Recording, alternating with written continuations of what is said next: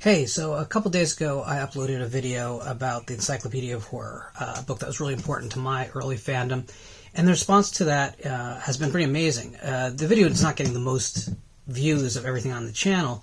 It can't always be a confrontation on a live stream, but it did start a conversation. A lot of people have reached out to me to ask where the best place they can get a copy is. As an addendum to that video, Abe Books seems to be the place to find affordable copies. Now, at a brief glance, it looks like a lot of those copies have some issues. They're not in the greatest shape, but either is my copy. And what I'd say is it's an invaluable resource, and if you can get it for something that you consider a reasonable price, because everyone considers reasonable differently, then I really do recommend picking it up. I use it all the time. You should use it all the time. If you see a film and you want more information before you actually bother sitting down to stream it or buying a copy off of eBay if it's out of print, it's a great resource to let you know what the film is, what else the directors have done, and kind of put it in a place in the chronology of horror too, because I find that people tend to gravitate towards specific decades in the genre.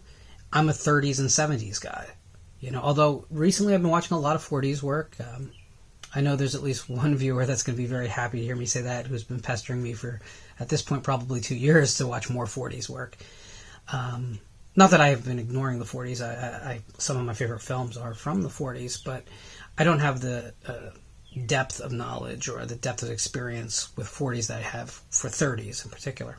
That video really started a conversation about how important kind of the dead tree artifacts from previous generations and how we learned about the genre before the internet age. So I wanted to share another example of that. I know it's coming real quick, so it's like two flashback sequences real quick together, but I don't think anyone's going to mind. This is a book that I purchased through Fantico. Now, Fantico were always the 8th page of Fangoria, a full-page ad, where they offered books and masks and trinkets that horror fans would want, but mostly books. They had their own publishing arm. They did some early comic books in the horror field, like Gore Shriek, which was very underground, but gave some really prominent artists today their beginnings. And Gore Shriek remains kind of a big cult item. If you go to conventions and you ask that comic book dealer that's at the horror convention about it, you're going to have a conversation, because I think Gore Shriek was the first gore comic that was really, really, really important to the community. Anyway, Fantico was an important mail order company. Mail order was a thing before Amazon. For those of you who are young enough never to have experienced it, you'd put a check in an envelope with a order form, and you would send it out, and then in 6 to 8 weeks, which is really more like 12 to 14 weeks, it would show up on your doorstep in a box, and it was a joyful moment. Now, let me tell you, those weeks after you ordered but before it showed up, those were an eternity. You thought about what you were getting every day, and when it showed up, it made it that much more important. One of the things I always decry about how we consume media today is that everything's available immediately. Books can be downloaded to a Kindle, or a movie can be streamed to your television instantaneously. You don't have to wait for anything. So conversely, nothing really means that much, because if you don't love the thing that you just ordered up to your device, you can just grab something else, and usually for free or damn close to free. Going through the work of going through the trouble of putting a check in the mail or a money order, which is more common in my case, you'd have to go to the bank, have them make out the money order, and you'd send it out and then wait for it to come back. It meant that you were starting a process that meant a lot to you. Whereas just pushing a couple buttons on a remote control or on a device itself really just doesn't mean that much. At least it doesn't to me. Maybe I'm a dinosaur. Well, no, I'm definitely a dinosaur. But I think that there's a certain value to that process of investing in the experience of your fandom that has gotten largely lost. And I think, too, that is probably a good explanation why we tend to have conversations about the same books and the same movies when the genre is so wide and vast, and we could be picking from so many places, but we talk about the same things. Today I'd like to talk about a book that, while I can't claim it to be as important as the Encyclopedia of Horror, still really captured my imagination and although it covers a modern period in film, it really helped guide me through one of the more popular decades in horror, though not one of my favorites. But it probably is yours. Sickos, Sickos, and Sequels, the horror films of the 1980s. Now, my copy is a little beaten up. It's well-loved. It has some creases on the cover. It is a remarkable book, though, that really did help guide me through the 1980s. Now, this was published in 98, and right before the internet became popular enough that, and the information was available really on the internet enough to really make this book obsolete. And it's not really obsolete to this day. I think there's a lot of good reasons why you may want to pick it up and enjoy it, even though all this information is now very available. It goes through films from the 1980s that informed the decade. Now, what's interesting about that is it's not really the most important films. It's like we're looking at Uli Lamal's Boogeyman at the moment, and I wouldn't call that a terribly important film to the genre. I think we've all seen it a million times. Here's the other thing I love, though. No one talks about Dressed to Kill as a horror film, which is ridiculous. It's absolutely 100% a horror film. It's basically Psycho, and yet it's constantly called a thriller. I think we all know how I feel about those words, the kind of weasel language we get around to being able to talk about horror films. Obviously, Friday the 13th, including this publicity still, which was created to throw advanced viewers and off of the trail of who the killer in the movie was. Sheet of paper in front of Mrs. Voorhees. She seems like a victim. We know, of course, that was a misdirection, but it's great to have a good quality black and white copy of the photo that you can just open up to. Yeah, you can see it whenever you like online. I get it, but there's something about having it in a book and having kind of the stories behind these movies and their impact. Argento's Inferno. Again, if you look at these titles, I mean, it's not perhaps the most informative research book you're ever going to get, but it is covering all the right titles from the decade. And it does kind of make sure that if you haven't seen everything in this book, well, you're doing something wrong. Because these are the titles that really informed the decade. And, I would say this is a great book just to kind of center yourself with. Like, is this the stuff that you are really focused on? It's a good starting point. Whereas the encyclopedia was much more of a place to go for your obscurities and to look up your entire discographies of certain directors, filmography of certain directors. This is more of just a pleasurable read. It's a great bathroom book. You throw it on the sink and you pick it up every time you use the bathroom. You read a little bit more about some of your favorite movies. And the art is great. I love black and white photographs of horror films, even especially probably films that were color, because it makes them all look a lot classier than in most cases they really were.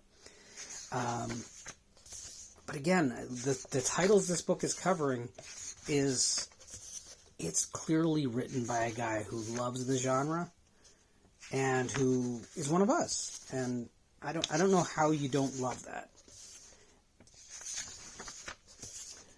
This is also from a time before people cared about spoilers, which you got to kind of admire that the experience of watching a film was considered powerful enough that knowing a plot point had nothing to do with why you were watching the film. One of the oddest moments in film history, as far as I'm concerned, the fairly unresolved bizarro sequence from Tenebrae. This I really feared was where Argento was going to go for the next decade into kind of the Ken Russell world of filmmaking.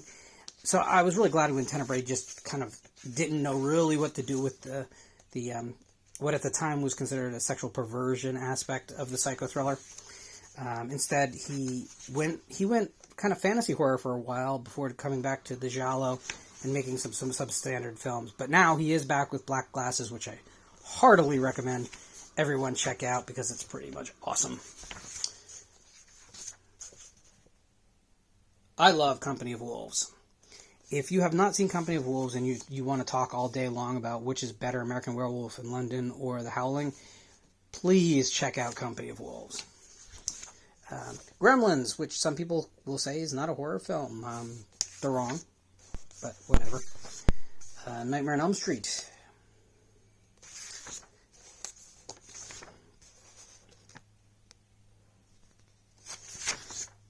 So this does have kind of the tradition that a lot of the monster magazines at the time had of kind of quippy captions. That came from Famous Monsters of Filmland and Monster World. Basically from Forey Ackerman, I guess is what I'm saying. But I kind of love that that's there too, because it kind of tells you too, it's like this book is really written for that person who either is nostalgic for those magazines or who is young enough to still think that it's kind of cool to be kitschy about the stuff that we love. Because there's two groups of horror fans as far as I'm concerned. So there's the monster kids of an age, right? So that's you discover monster movies at 12 and you just can't consume enough. And then there's those of us who have been around forever and we're dinosaurs. Yeah, it covers that. And I think that both are important to have some kind of respect in the genre. Look, not everyone has seen every movie, and that's awesome for them because it means they have so much that they're about to experience that I can't get those, fresh experiences back. There's only so many new films from any given time period that I have to experience left. Now, there's still plenty because, no one's seen everything, even Dan. But, it is one of those hardships of us that it gets harder and harder to find new from older decades. So it does become really important that we have resources like this to help either center us if you're a newer fan and you want to know, like, if I have to see all of the key movies of the 1980s, what does that look like? And this book will tell you just outright. And it'll tell you why, too. So you can't always talk to other horror fans. We've gotten to be kind of a closeted society where we don't leave our house. You go to horror conventions. I can't tell you how many times I've seen horror conventions where, like, people are walking around with people they already know, and no one is making up conversation with anyone new. That's a horrible thing. We're supposed to be a community, but we tend to stick to ourselves, or we meet one person, we consider that to be, a triumph for that night. Whereas we should be able to all come together. And I think a book like this helps us have those conversations that we're missing out on. I would hope that, this would be the starting point to give you the ammunition to have the conversations. Now, again, I don't want to portray this book as anything more than it is. It's not going to make you an expert on any of these films, nor is that its intent. But if you want a book that's going to be something you can pull down and read about some movies that you're really familiar with, that you know really too well, I think that this is a really great investment. Now, copies of this are harder to find, but it has not hit a premium price yet, so you should be able to pick up copies relatively affordable. Try Abe Books again. They seem to be the best bookseller online. Out-of-print books on Amazon just get out of price real fast. And eBay is a crapshoot. I mean, I've seen really great pricing for books on eBay, and I've seen really, really awful pricing. Abe seems to be a little bit more robust because they're mostly real bookstores, real used bookstores, like listing their product. Anyway, I hope you've enjoyed the look at Sickos, Sickos, and Sequels by John Stell. It's a great book to add to your collection. And maybe reading about these movies, maybe that helps you appreciate them even a little bit more. In fact, maybe it helps you appreciate ones that you don't have the warm fuzzies about a little bit more. Though it doesn't do that for Aliens for me.